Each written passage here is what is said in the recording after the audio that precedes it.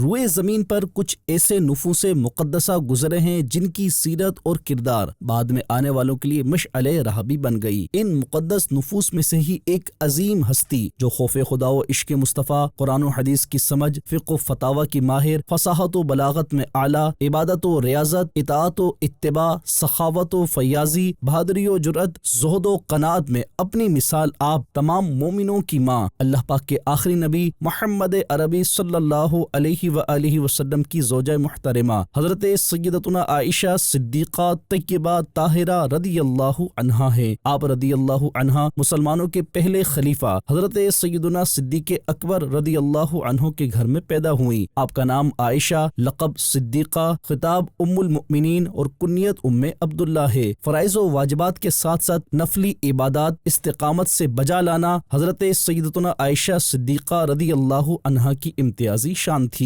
آپ کو عبادت سے بہت محبت تھی، ہر سال حج کرتی اور رمضان المبارک میں تراویح کا خاص اہتمام فرماتی۔ آپ رضی اللہ عنہا نے 17 رمضان المبارک 75 ہجری کو 63 سال کی عمر رات کے وقت وفات پائی۔ حضرت ابو ہریرہ رضی اللہ عنہ نے آپ کا نماز جنازہ پڑھایا اور جنت البقیع میں آپ رضی اللہ عنہ کا مزار مبارک واقع ہے۔